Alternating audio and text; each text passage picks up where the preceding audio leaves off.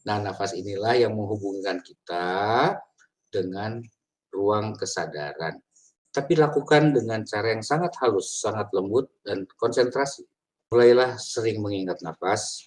Dengan mengingat nafas, tandanya Anda sadar. Dan intinya adalah kesadaran dan pencerahan itu akan jauh lebih mudah terjadi di dalam kehidupan kita.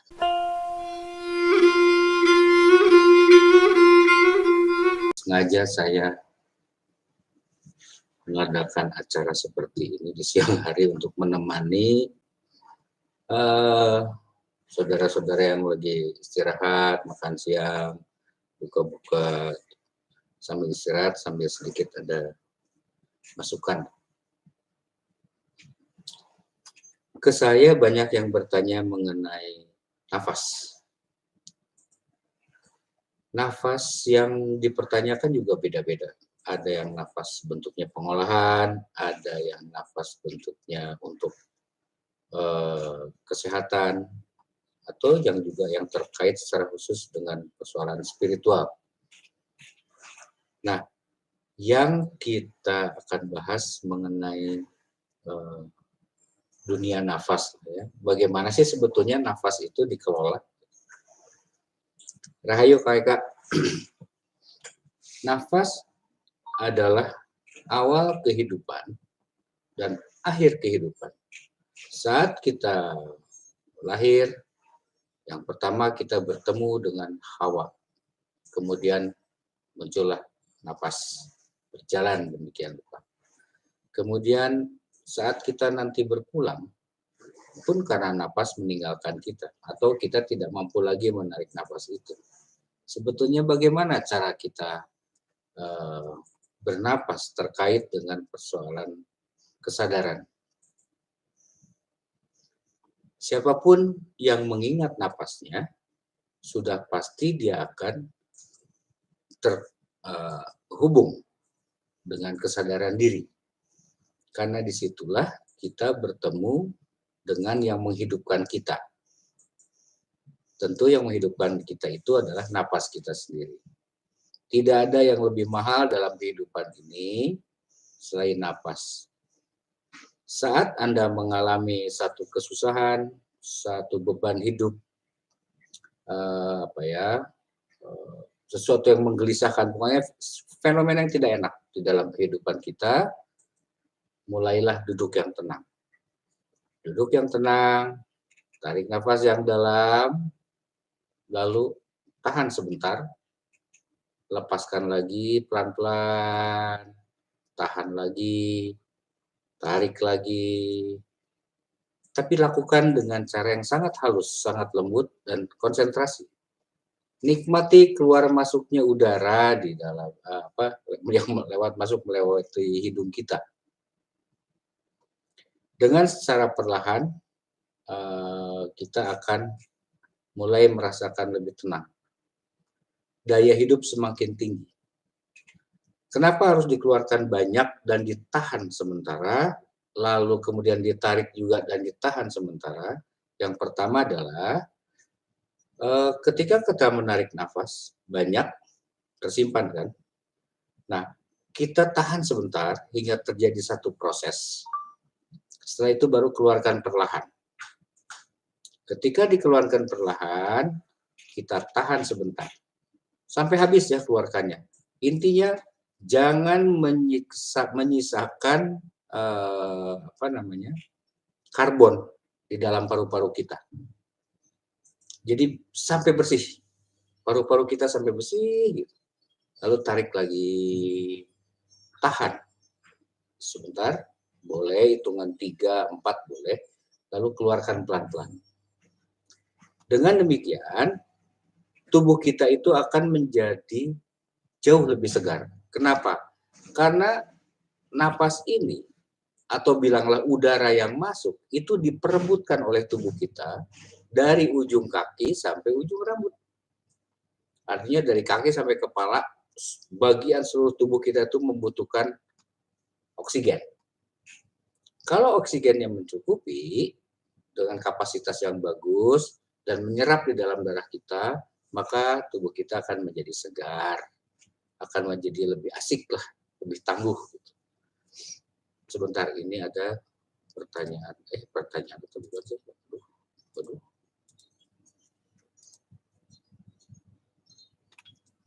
Rahayu buat semuanya. Semoga selalu dalam keadaan sehat, selamat, sejahtera, dan bahagia. Kembali ke persoalan napas. Kita tidak pernah menghentikan napas. Mengistirahatkan napas itu kita tuh nggak pernah. Dari sejak lahir sampai hari ini, kita tidak pernah menghentikan napas kita. Saat mata kita ngantuk, dia tidur duluan. Padahal mata begitu kita puja, giliran ngantuk dia tidur duluan. Telinga kita juga sama. Kita menghormati dan sangat memuja telinga kita karena kita bisa mendengar berbagai hal. Ketika ngantuk dan tidur, telinga tidur duluan. Dan begitu seluruhnya, kecuali satu yang tidak ikut tidur, napas.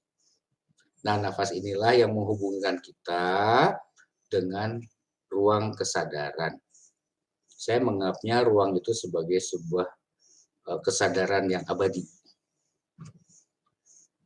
Dalam kesadaran yang terhubung antara manusia dan bilanglah ruang,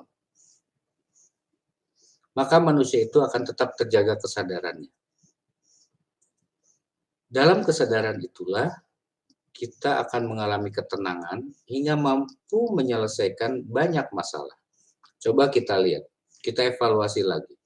Berapa banyak, bahkan berapa ribu masalah besar yang pernah kita selesaikan di dalam hidup kita.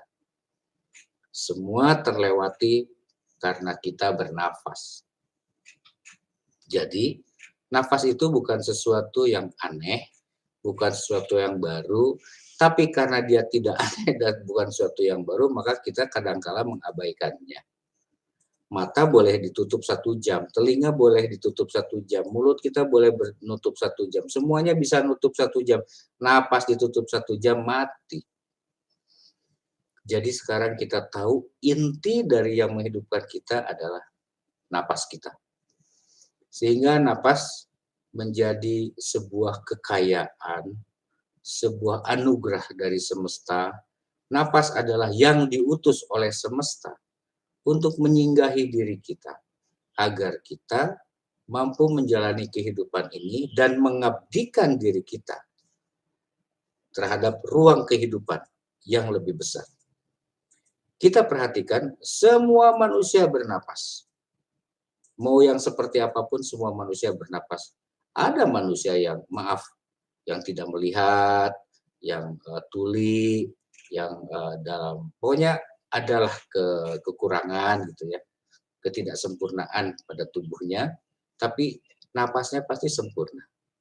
Nah, coba kita perhatikan, dengan napas biasa saja, kehidupan manusia berubah. Peradaban di bumi berubah, kebudayaan pun demikian dan lain sebagainya. Bahkan kekayaan yang Anda miliki itu karena napas. Saya ada cerita, satu hari saya ada di dalam sebuah ruang diskusi dengan keluarga dari Muslim. Lalu saya tanya kepada peserta yang hadir, Ibu datang ke sini bagaimana caranya? Berceritalah dia bahwa dia datang diantar oleh taksi. Saya bilang salah. Kemudian saya tanya ke seorang bapak, Bapak bagaimana caranya bisa hadir ke acara ini? Dia bilang dia diantar anaknya. Saya bilang salah. Semua yang saya tanya ternyata jawabannya salah, menurut saya. Lalu mereka bingung, mereka tanya, jadi saya datang ke sini Pak, bagaimana? Punya napas. Kalau nggak napas, bagaimana bisa datang ke sini? Saya sering bercanda juga dalam ruang-ruang keagamaan bahkan. Apa syarat sahnya atau resminya untuk melakukan ritual keagamaan? Secara umum, bahkan hampir 100% lah bilang begitu. Mereka mengatakan niat. Saya bilang salah. Semua syarat sahnya sebuah peribadatan itu adalah bernapas. Kalau nggak bernapas, bagaimana kita bisa membuat sebuah niatan? Nah, selama ini kita seringkali mengabaikan persoalan napas. Salah satu ya, di antara jutaan guna atau fungsi nafas, salah satunya saja adalah kita hidup dan mampu mengerjakan apapun dengan napas. Saat kita mampu mengolah, selalu menyadari kapan saja tentang napas, disitulah kita terhubung dengan kesadaran. Contoh begini, ini lagi ngobrolin yang lain-lain, lagi ngobrol mobil, ngobrol motor, ngobrol apapun. Pada saat seseorang bertanya tentang mengatakan tentang napas, tiba-tiba semua merasa seolah tersadarkan. Lalu mulai menarik napas.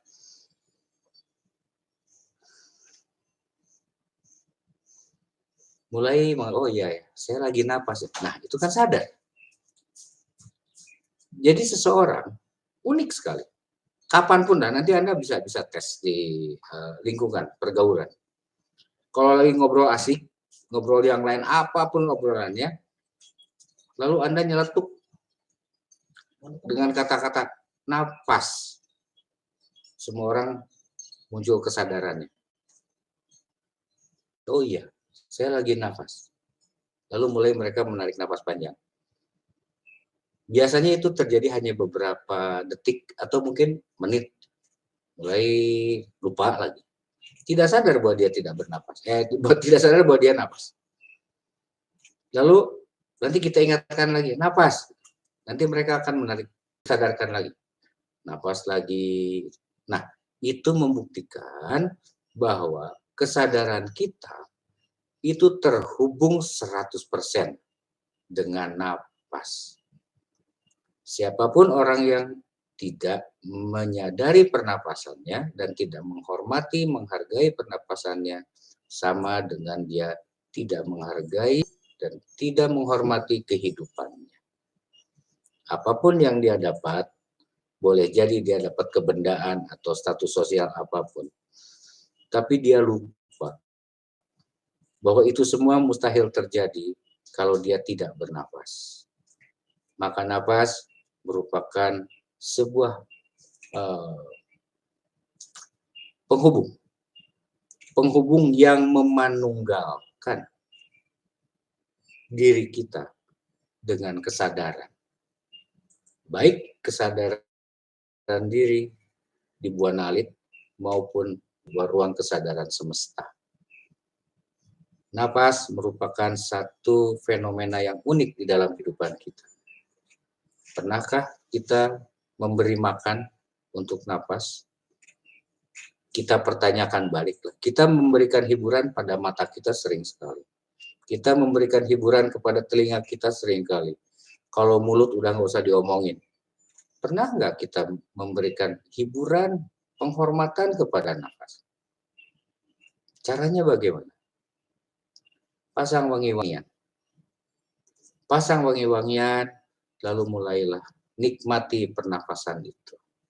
Artinya kita menghormati yang memberikan hidup kepada diri kita.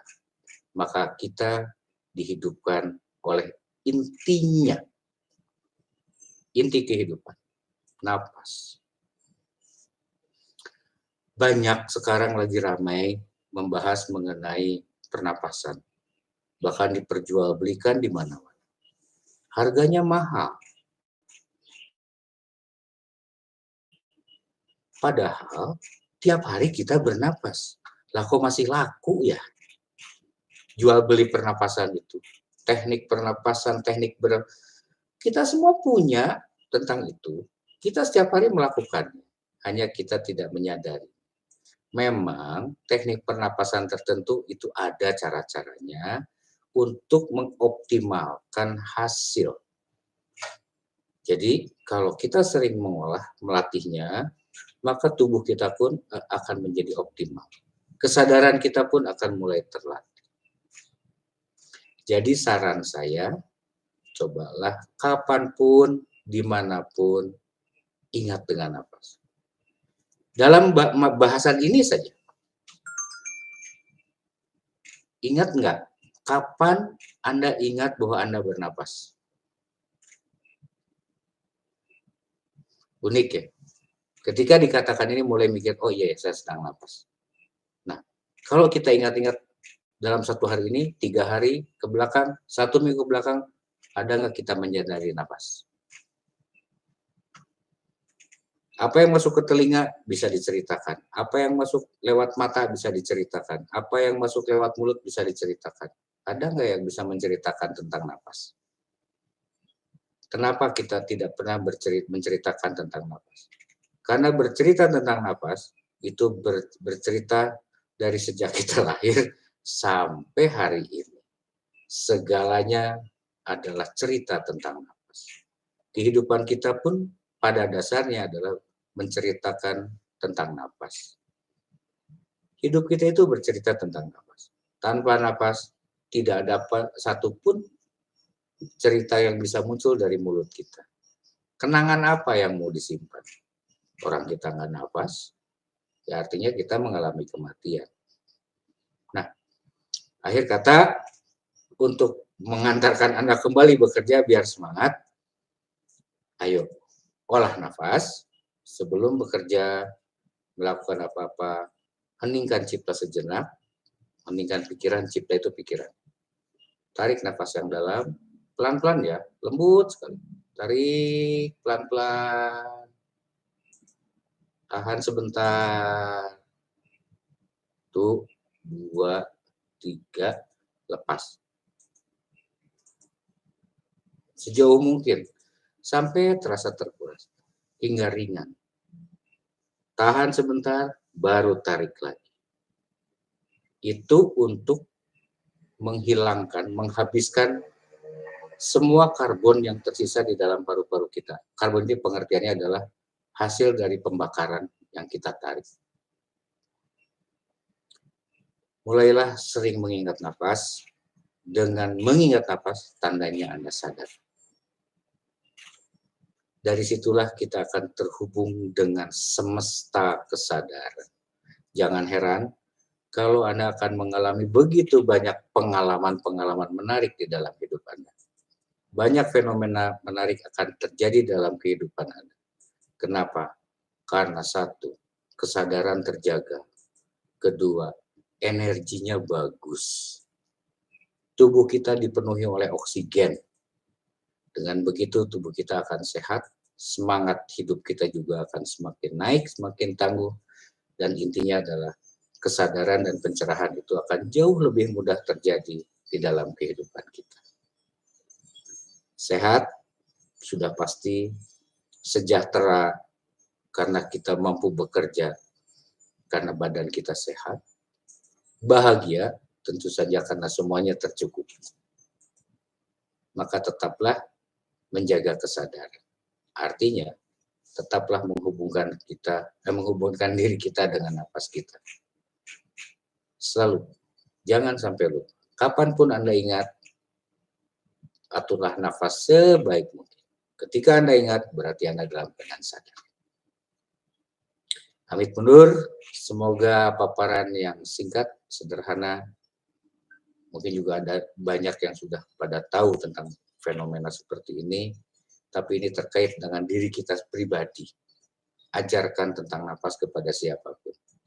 Perkenalkan mereka dengan daya hidup yang luar biasa. Selamat siang, semoga pada sehat, selamat, sejahtera, dan bahagia selalu. Rahayu, rahayu, rahayu.